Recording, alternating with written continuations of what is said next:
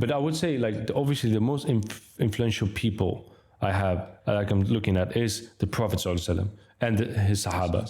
We know so little about them, and the more you learn about them, bro, your mind will be blown. Like, these people, like, you look at, mashallah, these people with driving around a Bugatti, being rich and all these things.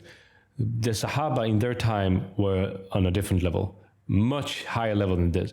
And there was not only that, they were so pious. They were so righteous. Bro, they could do ruqya on a person with just using Al-Fatiha, and he will be healed. Yeah, mashallah. And we are reading Al-Fatiha like it's like nothing, like just some text. And you look at, like, if we look at fitness aspect, the Sahaba were extremely strong. They had competitions were like deadlift competitions with big rocks to see how strong they are. They had these wrestling matches. They were hiking, bro. The Mount Uhud. You live in Saudi. So the Mount Uhud, bro. They would just hike up there like nothing. Yeah, bro. I think I would just I would have an ambulance like when I got to the middle of that mountain. I had to call ambulance.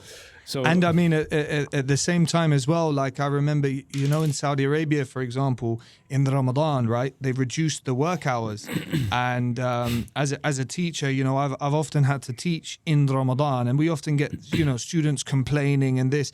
And, one of the scholars, he was asked a while ago, he was asked, about the situation of the Sahaba, and did they work in the Ramadan? And the Sheikh, he responded and said, of course, they worked, they fought, they did so much during the hours of Ramadan, and yet our situation now, we're like, we have to reduce the work hours, and do we really have to do this? It's Ramadan, I'm fasting and stuff, and it's a complete situation. And at the same time as well, they were also, operating their own businesses, having their own livelihood, and subhanallah, some of the Sahaba now, they were extremely wealthy individuals as well. Yeah, they were businessmen, bro. There was like had high positions in their societies. Like the Islamic world during the Golden Age, it was like, bro, I mean,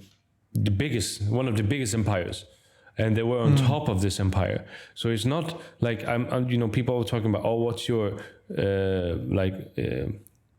inspiration, and but obviously I do have like some inspiration, like close friends I have, my wife, that inspires me. But I think, bro, if we just leave out people from today, obviously we follow the scholars and all these things, and we do what we can because we live in this time, but we need to read the history of the Sahaba. We need to read the history of the Prophet ﷺ, what they went through, how they did it, because many of the answers to our questions is found there.